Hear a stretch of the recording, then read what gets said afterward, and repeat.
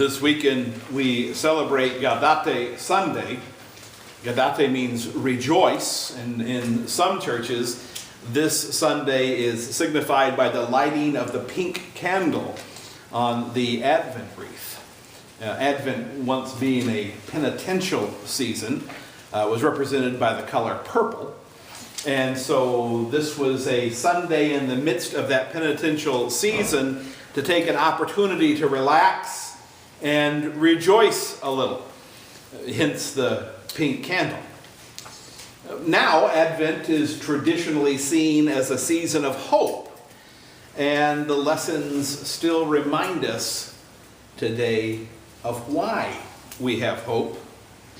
And if we know why we have hope, we get back to the cause that we have for rejoicing.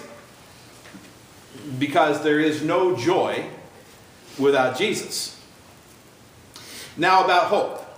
See, if hope is based on some kind of worldly notion, well, it's no real hope at all. The doctor comes in and tells the sick person that there's always hope, and sometimes I have to wonder, hope for what? That the medicine might make you well enough so that you can keep on living, feeling horrible, and live on for a little longer in this broken world instead of joining Christ in paradise? Or the gambler puts his last dollar in the machine and crosses his fingers in hope. Hope for what? That the machine might pay off big so that the gambler can go buy unnecessary luxuries and live for a while longer as though it's this world that really matters? Or the hungry kid walks in through the back door at dinner time and proclaims loudly, "I hope that's pizza I smell." I mean, think of all the ridiculous ways that we use that word hope. So often, we don't really mean what we say, but we sort of pollute the world with a flood of words. And in that flood of words, sometimes we lose track of the really important ones. And hope is one of those really important words. Today, as we celebrate Rejoice Sunday, we talk about why we can honestly rejoice. Why we can honestly have real hope. That's why we can rejoice. We have hope in the absolute truest sense of the word. That is to say, we rejoice waiting in joyful expectation of the outcome of which is already certain. That's hope. There's no hope in luck. There's no hope in fate. Hope in the sure and certain promises of God, which have already been fulfilled and are even now being fulfilled, is real hope. We're told that John the Baptist came to bear witness to the light. The writer of the gospel does not say he came to bear witness to Christ, but the light. Because the light is what happens as a result of Christ. He brings light into our dark world. And John the Baptist is really doing the exact same thing that we're called to do. We bear witness to the light. We lit that Advent wreath tonight, didn't we? We do the same thing John the Baptist does.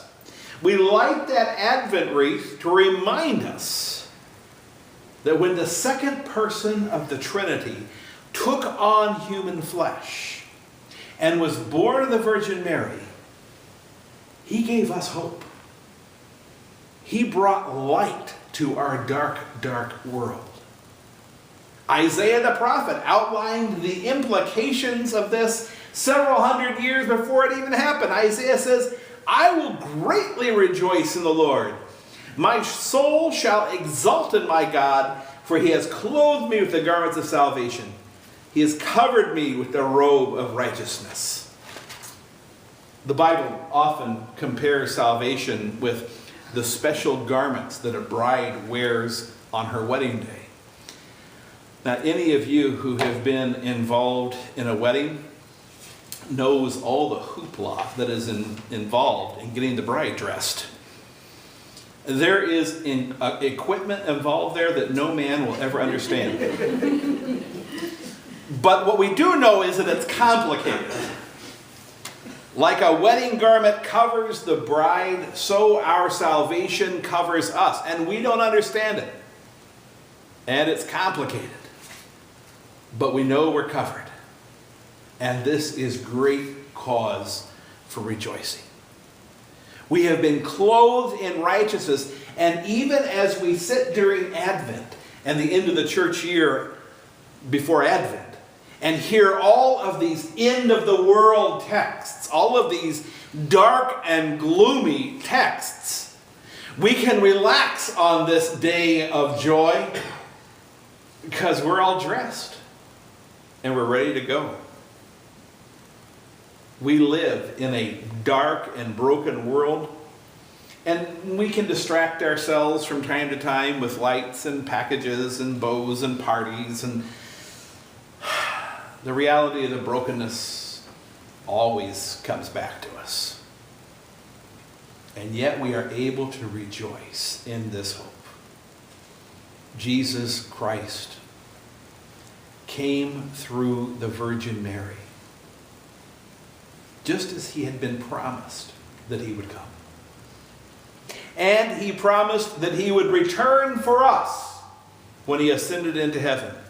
If he came once, he can come again. Because he's already proved his power over all of the world by rising from the dead. And he promised in John 14 that he would return to this place and that he would take us to be with him. And that unmitigated joy gives us true hope for this life. If you are broken and sad this season, there is something wonderful coming. Something that is so wonderful that it will cast light in your darkness so that all of your darkness will be washed away. And if you're as happy as a 3-year-old in a mud puddle this season, something better is coming. Something so wonderful that it will overshadow the greatest thing this world has to offer. Sometimes we forget because we get all caught up in the silliness of humanity. And we forget that we are the one to whom the promise is made from Jesus' mouth himself. John 14, let not your hearts be troubled. Believe in God. Believe also in me. In my Father's house are many rooms. If it were not so, would I have told you that I go to prepare a place for you? And if I go and prepare a place for you, I will come again.